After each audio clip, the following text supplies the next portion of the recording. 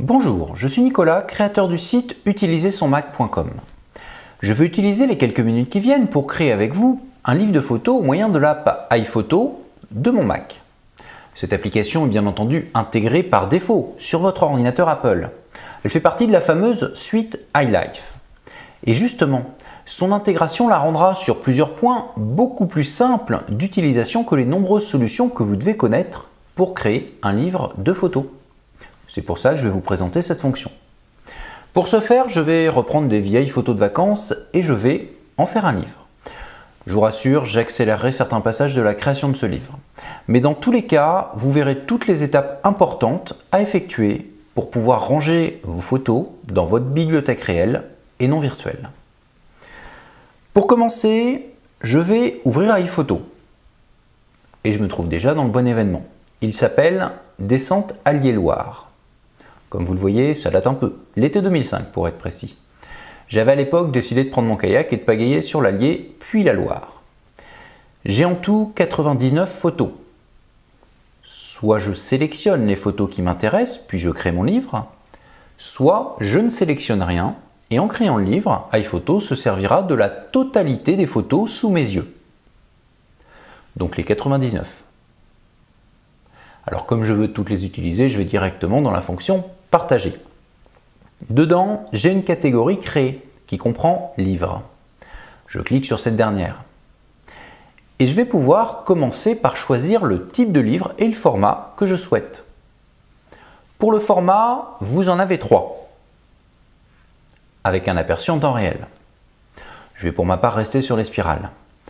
Ensuite, le type que vous retrouvez dans ce menu déroulant. Prenons par exemple Voyage. Vous aurez compris grâce à l'animation qui vient de se dérouler que vous pouvez passer d'un type de livre à l'autre grâce à votre curseur ou même au moyen des flèches de votre clavier. Donc avant même de créer votre premier livre, je vous invite à faire le tour des différents modèles que propose Apple. Par exemple, pour différencier ceux qui acceptent beaucoup de texte et ceux qui n'en acceptent que peu. Mais comme je les connais déjà un peu, je vais tout de suite faire mon choix en allant sur le livre d'images. Ce modèle accepte 2 tailles et peut voir sa couleur dominante personnalisée. Avant de valider, j'en profite pour préciser que les prix indiqués ici sont sans les frais de port. Mais ne perdons plus de temps et lançons-nous en cliquant sur Créer. Comme vous le voyez, mon projet actuel a été créé dans la catégorie Projet. Le nom ne s'invente pas. Dans mon cas, iPhoto a placé toutes les photos de mon événement dans le livre. Je peux évidemment changer cet ordre, c'est la base, ou même carrément les enlever toutes et les remettre une par une. Pour cela, direction l'onglet Photos, où nous pouvons retrouver nos 99 photos. Je remarque d'ailleurs qu'elles sont toutes cochées, mais c'est normal, cela indique qu'elles sont dans le livre. Donc moi, je veux les enlever. C'est le bouton en dessous. Effacer les photos placées. Je confirme et mon livre est dorénavant vide. Il suffit alors de suivre le guide en double-cliquant sur la couverture pour la remplir. Il me reste à glisser les photos de droite vers les cases du milieu. Alors pour la couverture, je mettrai bien la seule photo en portrait. Celle-ci. Je clique, je glisse, j'ai un petit plus vert, je dépose. Je peux aussi zoomer légèrement sur cette photo et la déplacer vers la droite afin de cacher au maximum le panneau qui était à côté de moi. Voilà. On va peut-être écrire quelque chose à côté. Mon périple a duré 9 jours, donc le titre est tout trouvé. Je vais d'ailleurs réduire la taille des caractères. 34. Presque. 33. Parfait. Vous avez évidemment d'autres réglages possibles, dont la possibilité de changer votre police de caractères. Et pour le sous-titre, je vais en profiter pour accélérer la vidéo. Voilà. J'ai par contre envie de mettre ces 2 cadres plus haut. Il suffit de les sélectionner tous les deux grâce à la touche commande. Et justement, cette dernière, couplée à la flèche qui correspond, va me permettre de les bouger. Dans le cas présent, commande et la flèche du haut. Je laisse appuyer sur ces 2 touches Et ça y est. Tiens, en passant, je trouve que la couleur blanche rend cette couverture trop lumineuse. Mais c'est pas grave. Je vais vers ma palette et je vais la modifier. Ah, la deuxième couleur me semble plus adaptée. La couverture est donc prête. Direction la page suivante. Ce thème me permet d'écrire du texte dans la page de garde. Mais prenons un peu de recul. Je souhaiterais avoir une photo sur cette page et mon texte sur celle-ci. Un simple glisser-déposer me permet de les inverser. Et je retourne sur la première page de mon livre. Je vais dans mes photos et comme j'ai déjà réfléchi à ce que je voulais faire, je vais prendre tout de suite ma dernière photo. Je clique, je glisse, j'ai mon petit plus vert donc je dépose. Je ne veux pas mettre ce cliché en pleine page, il suffit pour cela de se rendre dans l'onglet Disposition. Tiens, là, ce serait parfait. Par contre, on va remonter un peu le kayak. Très bien. Maintenant, page suivante. Je vais rentrer un petit speech. Je suis allé de la ville de Billy à celle de Saumur. Je vais accélérer un peu le reste. Et à droite, on me propose de mettre des photos. Mais je n'ai pas envie.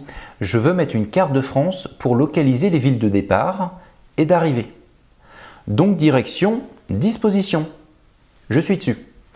Et mise en page. Comme vous le voyez, vous pouvez choisir le nombre de photos et même une carte. Alors, la première solution, une carte sans photo. Je vais tout de suite aller dans les options pour rentrer mes deux villes. La première, c'est Billy, en France. Et la seconde, c'est Saumur, en France également. Vous avez plusieurs styles de cartes. Ouais, en fait, le premier choix était pas mal. Je vais aussi centrer un peu la France. Sans couper la Corse, bien entendu. Allez, on passe à la page suivante. Je souhaite y mettre les photos de ma première journée. Il y en a 3. Donc, je vais commencer par changer la disposition de mes deux pages. Je vais disposer une photo avec texte à gauche et 2 à droite. Je glisse ma première photo et j'écris un petit texte. Et à droite, je glisse mes 2 autres photos de la journée. Tiens, d'ailleurs, je rajouterai bien du texte finalement. Ça peut changer à tout moment. Là, ça me plaît. J'en profite pour vous donner une petite astuce. Lorsque vous souhaitez changer la disposition, vous allez dans l'onglet. Mais du coup, vous n'avez plus les photos en même temps. Eh bien, si vous cliquez sur votre page, mais ni sur une photo, ni sur du texte, par exemple sur le cadre entre les photos, hop, vous avez la possibilité de changer le nombre de photos, la couleur, etc. Et tout cela avec vos photos toujours présentes sur la droite. Je raffiche toutes mes pages. Ça commence à prendre forme. Je passe maintenant à la page suivante. Et cette fois-ci, j'accélère toute sa création. De toute façon, vous avez compris comment ça fonctionne. Je choisis d'abord le nombre de photos que je vais mettre sur mes pages. Et j'en profite pour décider de la disposition. Ensuite, je les glisse-dépose directement dans les cadres. Et bien sûr, si j'ai des cadres de texte, je les remplis.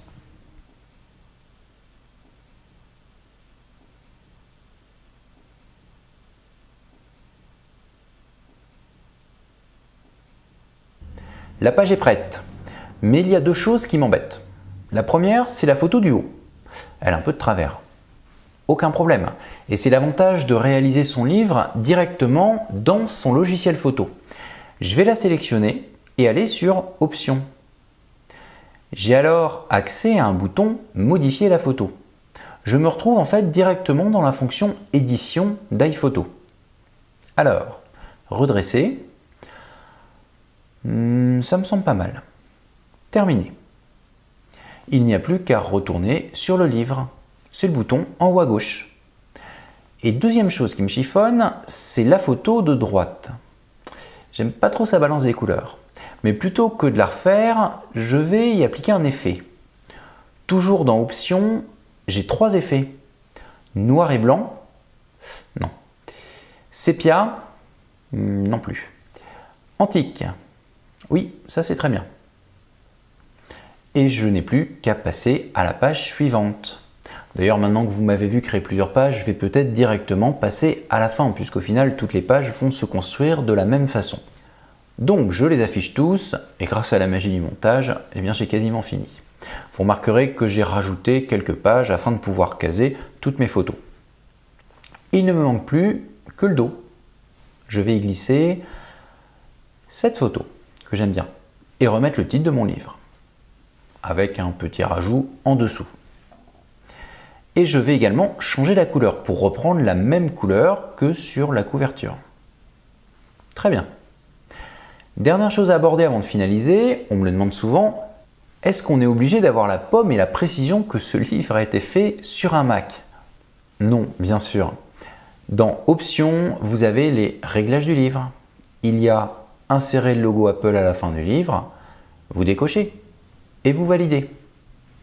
Et ça y est, mon livre est prêt. Il ne me reste plus qu'à le faire imprimer. Nous allons voir cela, mais auparavant, il y a une autre précision qui m'est souvent demandée. Le faire imprimer par Apple, c'est bien, mais certains d'entre vous veulent soit l'imprimer eux-mêmes, soit pouvoir l'envoyer numériquement à des amis.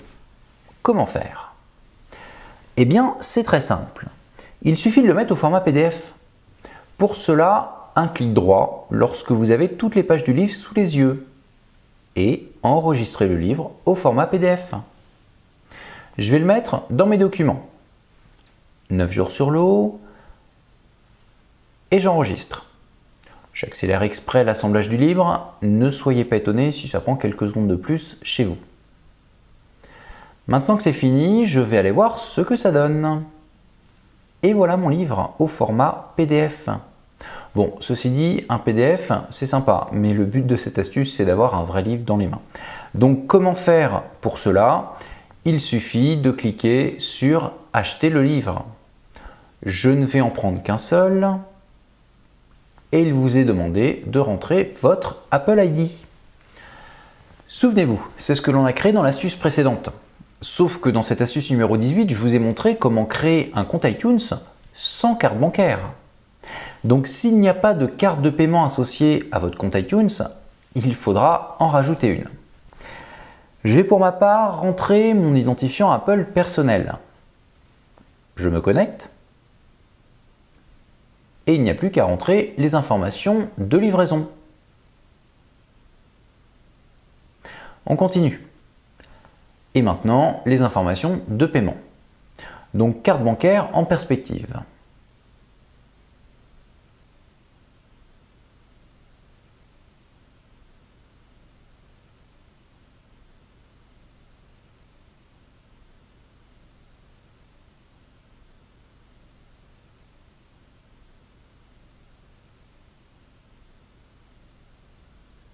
Et voilà.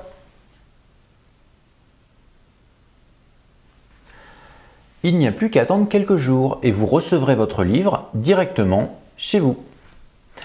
Cette astuce est enfin finie. Elle est d'ailleurs assez différente de ses petites sœurs, donc je ne vais pas tout vous résumer comme je le fais d'habitude, mais je vais quand même synthétiser les 2 points clés à retenir. Pour commencer, après avoir créé votre livre et choisi le modèle le plus adapté, vous allez vous servir de 3 onglets. Disposition, Options et Photos. Quasiment tout est dedans. Et une fois votre livre terminé, vous pourrez très bien l'envoyer à un ami ou le garder en dehors d'iPhoto en le mettant en PDF. Pour ce faire, il suffira d'effectuer un clic droit n'importe où, sauf sur une photo pour qu'il vous propose cette option. C'est la fin de cette vidéo, il est temps pour moi de vous laisser créer vos propres livres, ou même pour ceux qui ont été attentifs, vos calendriers ou cartes postales qui seront créés de la même façon. Et je vous dis à très bientôt pour de nouvelles astuces Mac ou iPad iPhone. Merci à vous d'avoir suivi cette vidéo. Si elle vous a semblé intéressante, cliquez sur le bouton j'aime. Et n'oubliez surtout pas de laisser un commentaire si vous avez des remarques à me faire parvenir. C'était Nicolas Souverain, expert en solutions Apple et créateur du site utilisersonmac.com. Et pour plus de conseils sur les produits Apple, rendez-vous justement sur mon site www.utilisersonmac.com. À très bientôt.